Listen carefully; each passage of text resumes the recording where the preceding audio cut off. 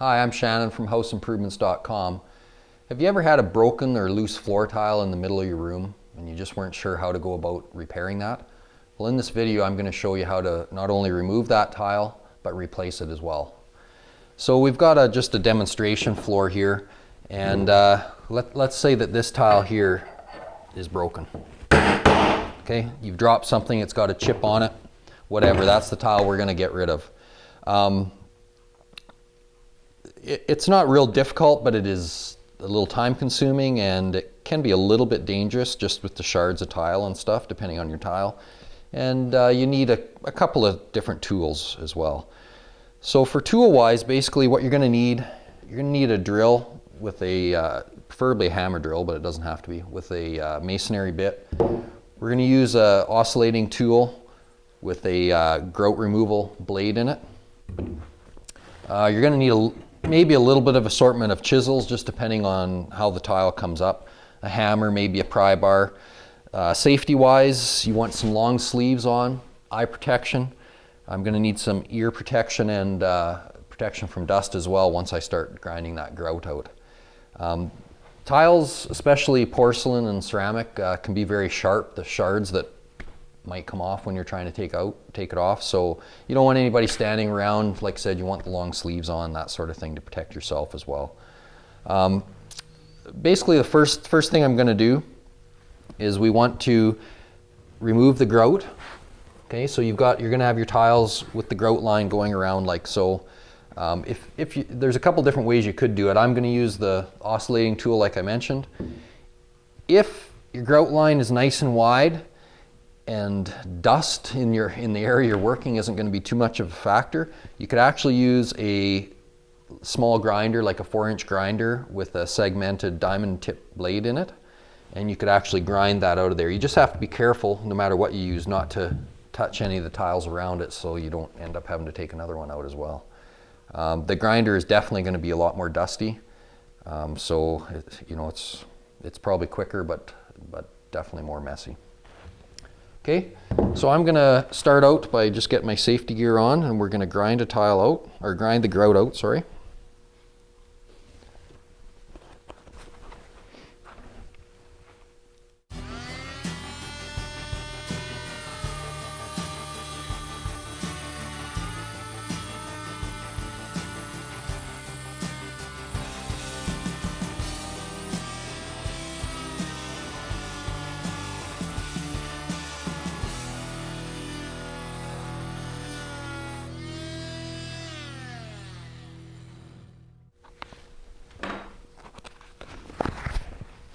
Okay, so you can see there that it's coming out pretty easily actually. You're getting a little bit of dust, so you could have a shop vac running here. Maybe somebody helping you just suck that dust up as you go so you can see. Because I'm already having the problem where I can't really see where the edge of the good tile is still. So I think I'm going to set up a shop vac just to work along here with me. And I've started out by just trying to stay close to the damaged tile. And then once I kind of get that out, I can go back and clean up the excess up against the other tile and get it out. So we'll go all the way around, and then we'll get to popping that tile out of there.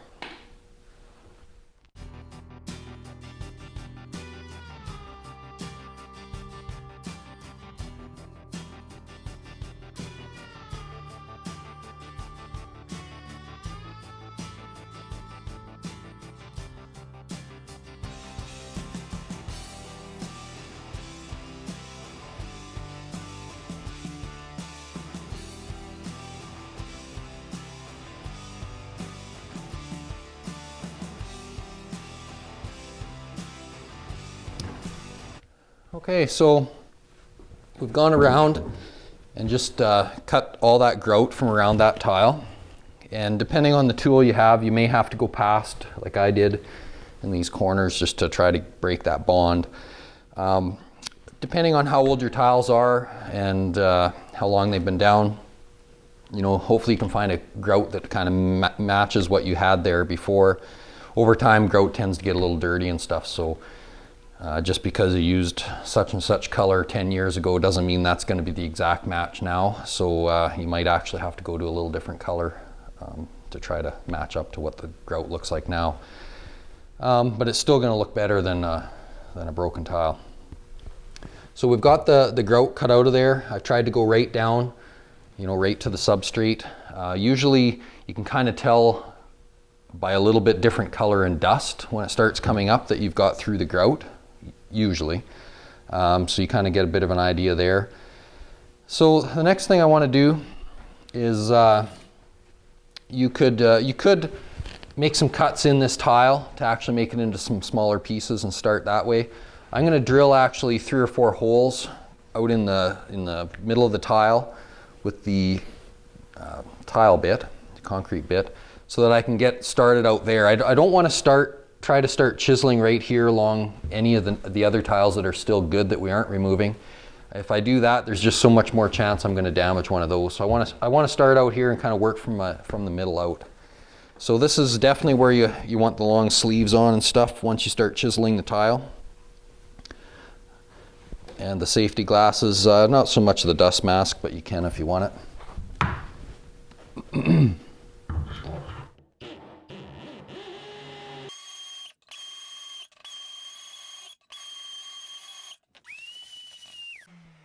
Okay, so I've got that started right there. Now the idea there is just to create a weak spot so that you can kind of get your chisel started. So just kind of pick your appropriate size chisel.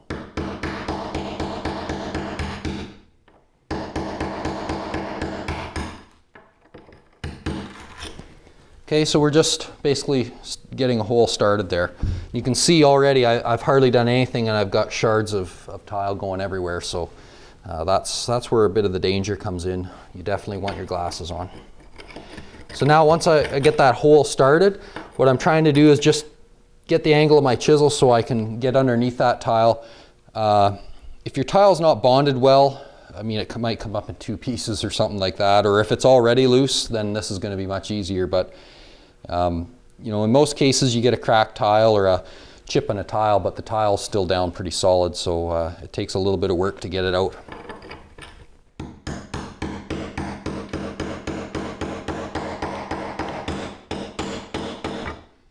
And actually that should have never come up quite that easy, but in our case it did. So you can see this tile didn't have a real good bond because it wasn't back buttered. So it actually popped up there quite easy. When we did this demonstration, we back buttered a couple and then didn't do the rest. And you can see the benefits of back buttering. So now what we're left with is we've got you can see the mortar down here that's on the floor. And we need to shave that off to get down to what the sub level is, or the backer board in this case. Because if we just take another tile and try to apply it right on top of this, with the buildup of the thin set on the new tile, it's going to end up with your tile being, this new tile sticking up higher than all the rest. So we need to get this down to where hopefully the old subfloor or backer board in this case is. And to do that, we're just going to do a combination of chisels. We can use the same tool we were using here before to kind of work that away. Chisel usually is a little slow, but basically what you would do is just get it in there and try to just shave that off.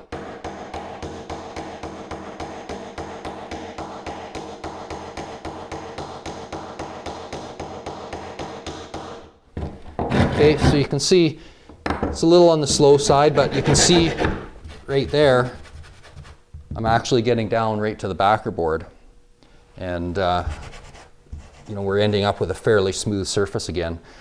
So like I said, work your way around. Be very careful when you get up against these other tiles. In fact, I'll probably use this oscillating unit when I get real close, just because it's a little finer adjustment on working there. So I'm going to go ahead and get the bulk of this out and then clean it up with the oscillating tool.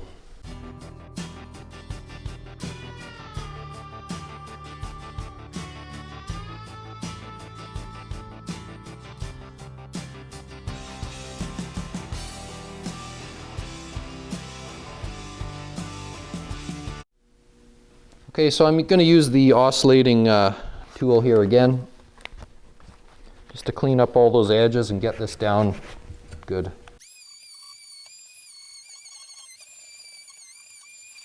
So just to give you the idea, I'll vacuum that out so you have an idea what you should have.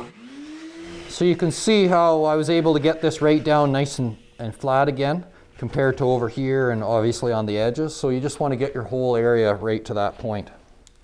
So I'll just continue on working at that and then we'll come back.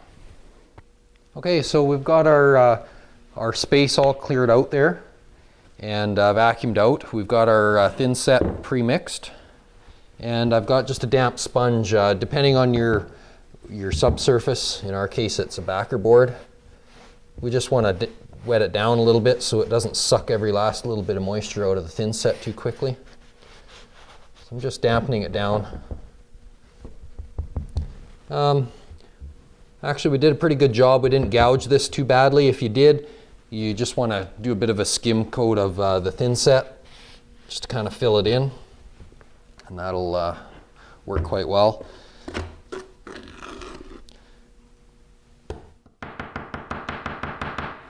So we'll put some in there.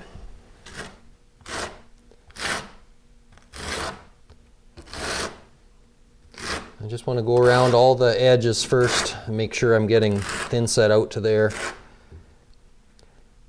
Right out to the edges. I'm not really too worried just yet about making it perfect. I just want to make sure I've got it all out right like that. I'm just going to get a little bit more there so I make sure I have enough ridge.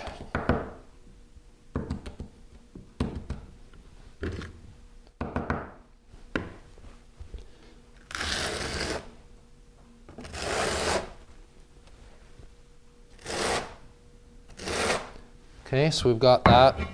Now, you've seen how easy that other one came up.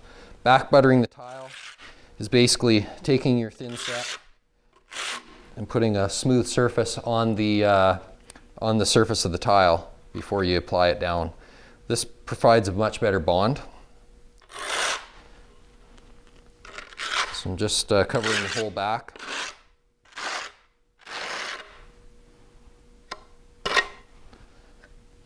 Okay, like so.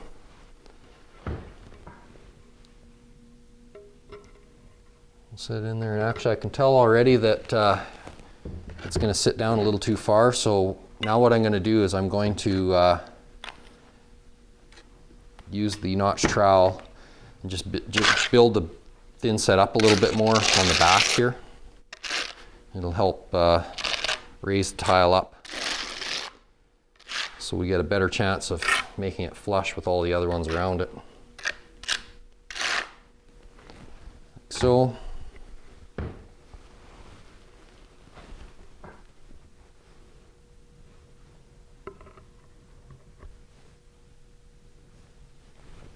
Get rid of any excess that's there.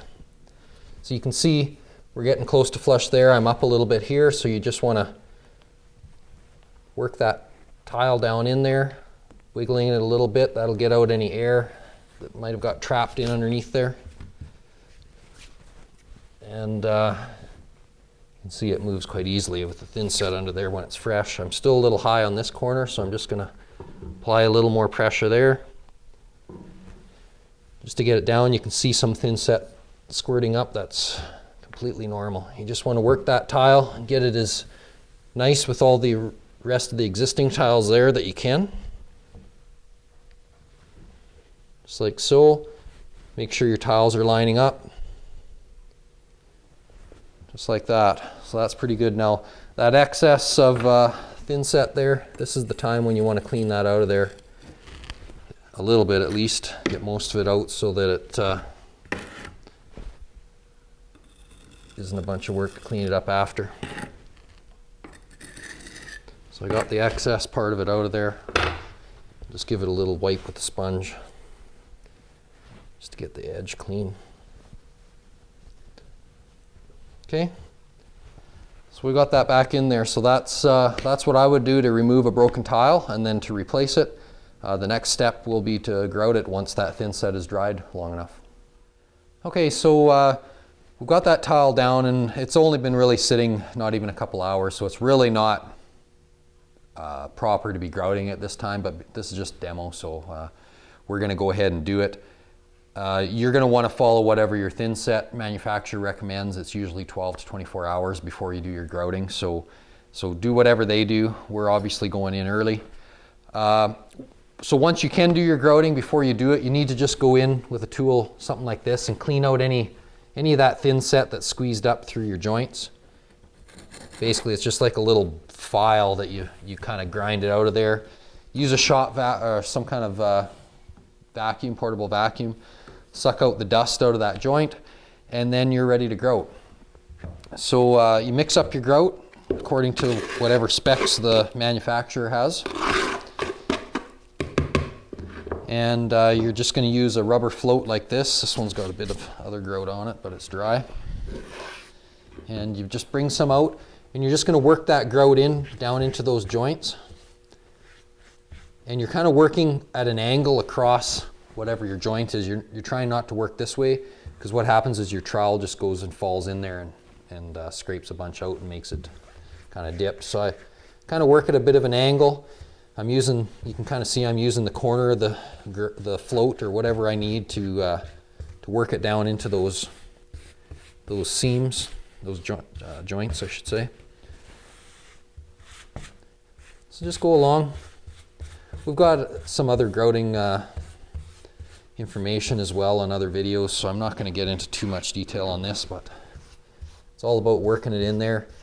Right now, this is actually the exact same grout we used for the original demonstration we did on this floor. It does look a little different right now, but once it dries, it would all look the same. Okay, so I've got that all in there. I'm just getting rid of the excess, like so. So then you're left with everything looking like that. So then you just want to take a clean sponge, some clean, cool water, rinse most of the water out and wipe off the excess grout that's there. And you'll probably have to do that a couple, 3 different times. And you want to do it before it dries on too much. And again, with the sponge, you can see I'm going diagonally across the grout lines, so it's not gouging it all out of there, this fresh stuff that we just put in. Just keep rinsing your sponge fairly often.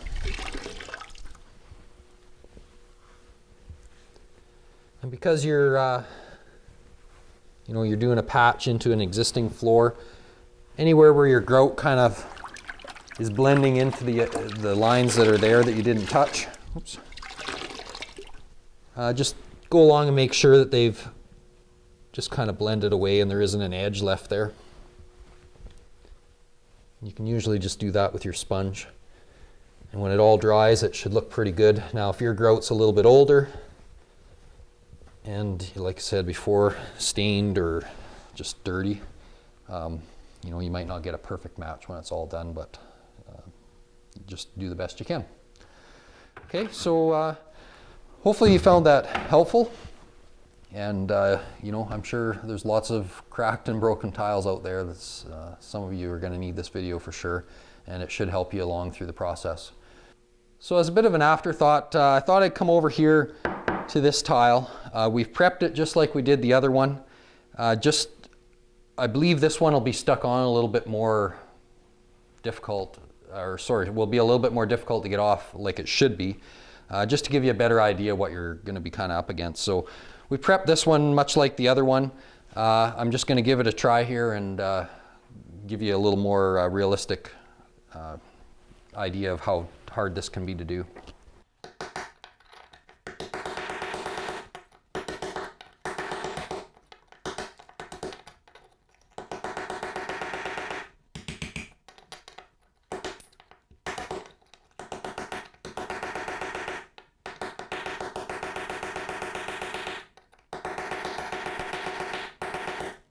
So you can see already that this one's being a lot more difficult. Usually once you get a little bigger hole started out there, you can go to a little bigger chisel and it'll work quite well.